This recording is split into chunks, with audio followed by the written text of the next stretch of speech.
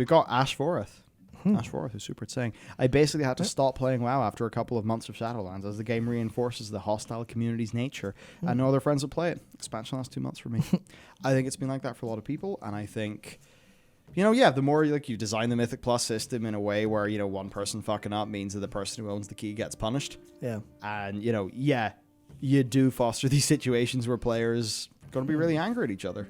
Yeah. That's tricky.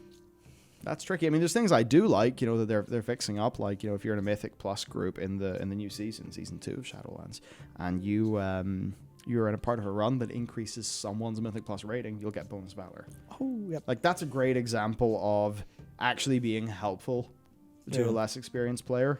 Is good for you. It gives you some more rewards. So I think more stuff like that's good. And certainly, the more the Blizzard are focused on designing the game the way that they are and not having as great casual content in the game, I think it will be a less friendly spot for people who are playing A, casually, and B, not in a guild. Because when you're not in a guild, you can do your few dungeons, whatever, have some fun. But if that's the only way you can play the game, then you really are forced, that's the only thing you can do to have fun. So you run into those toxicity problems and you don't have other forms of content to pace break that.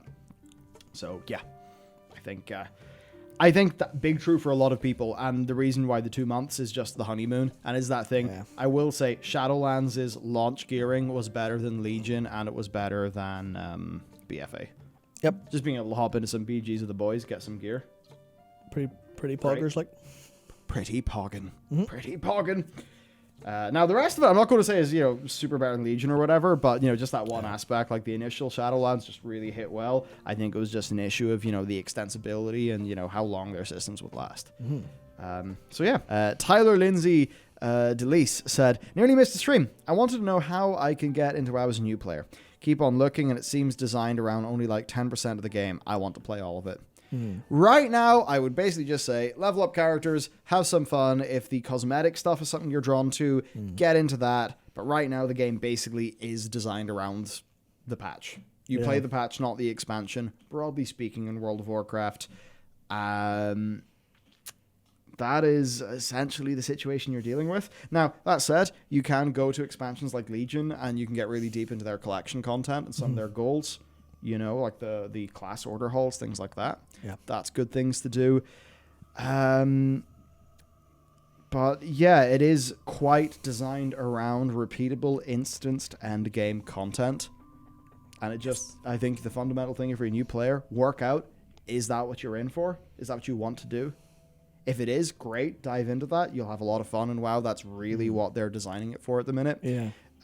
If you want that very broad, casual experience, but you're an experienced World of Warcraft player and you've already got a lot of those goals from older expansions, I will admit you're going to have a tougher time to get a lot out of WoW these days. But if you're a newer player and you have that sort of goal, well, the good news is you haven't got those Legion collection things yet. You haven't, got your Garrison transmog set from Warlords of Draenor yet. You haven't farmed up those old raids. You haven't, done whatever. So there's actually plenty to do outside of the current expansion.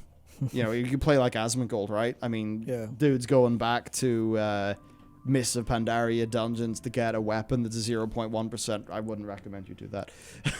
But, dude's completionist. He wants to get all that stuff. And, unlike Asmongold, if you're a new player, you don't have an extremely impressive all the things. By the way, all the things is an add-on that just collates how much of all of the things that you could get, how many did you have. So, I think that's basically my thought. Yeah, no, I have too many thoughts to go into on World of Warcraft as a new player, so I will be respectfully sent. From Return to Orc Monkey. I don't know what that means. Well, you know the Return to Monkey memes. Oh, Monkey. Return to Monkey memes. No, what the fuck? Do you go online? No. Jesus Christ. Sometimes. He said, to counter the bit of negativity you've gotten, I'm thrilled you're enjoying 14, and as a 14 player, I sincerely hope WoW returns to form so players can enjoy it again too. Thank you, and yeah, me too. I want to play FF for the best of FF, WoW for the best of WoW, and have a great time overall. I think right now what we need is WoW to step up to the plate a little bit more, be a little bit less abrasive to its players. Yes. And it was another, like Laser Eye dropped a super saying, your talks inspired me to try FF. I love WoW Classic, but I hate retail. It is sad I had to go to a 13-year-old version of a game to enjoy it. That's it. I mean, look, I think they've consciously made World of Warcraft a very different game, and that does mean that the target audience of WoW has changed. I do hold the belief that WoW is now designed as a slightly more niche game than it used to be in the past. Yeah. And that a lot of what's going on here is basically the ramifications of that. And I'm not entirely sure how aware Blizzard are that they've made WoW smaller in terms of its overall appeal based on the fundamental design of the game, in that they're focusing a little bit more on sort of the M+E style of gameplay and that sort of thing, and everything being about player power in the way that, Torghast sort of ties that in. So yeah, we've got a super from Shafe. Wow, 55 euro super from Shafe. Thank you. Thank you very much. He said, cheers guys, quit WoW a month ago. Thank God. Started FF a week ago and finished A Realm Reborn yesterday. The more I play this game, the more obvious it seems to me how WoW isn't up to its game anymore. Glad you got me into an MMO where I can genuinely have fun. Well, I'm glad you're genuinely having fun in a game. That's fantastic. And yeah, from what I understand with A Realm Reborn, it's like slow. Oh, hey, oh. No, And then as you go on, then you're like, hit the expansion, and it's that Vince McMahon thing of him just going, whoa. Yeah. Yeah. They once they feel comfortable, they just kind of like they're testing out the car in 2.0, and then they're like, right, let's see what this baby can do. Boom. Yeah. It's gonna be great having a weekend off. I can play loads of FF and actually get my warrior up to snuff. And getting the expansion so I can finally get it. We got from CW who dropped a super saying, do you think they're partially bringing classic WoW versions in preparation for a massive old world revamp in retail? I don't think they're doing it for that reason. No. But as much as a bit of me would be surprised because it's loads of work, there's another bit of me that wouldn't be surprised if they did an old world revamp because it would be just so fucking cool. Just in principle. I mean, it's been 11 years since the last one. Oh yeah, the kata leveling content is older than the vanilla stuff was when the vanilla stuff was revamped. By a significant margin too. It's just that sort of thing. Blizzard need to find out. They need to find a reasonable art style for the old world that's not extremely expensive to create content in. Yeah. Not art style, but level of fidelity and principles that's acceptable. Because if you decide it's time to remake all of World of Warcraft, but up to the graphical quality of like Bastion and Revendreth, that's going to take a lot of time and a lot of money. Definitely.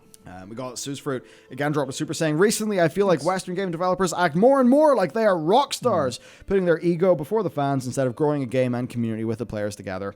I 100% agree with that feeling, that vibe going on. I think it absolutely sucks.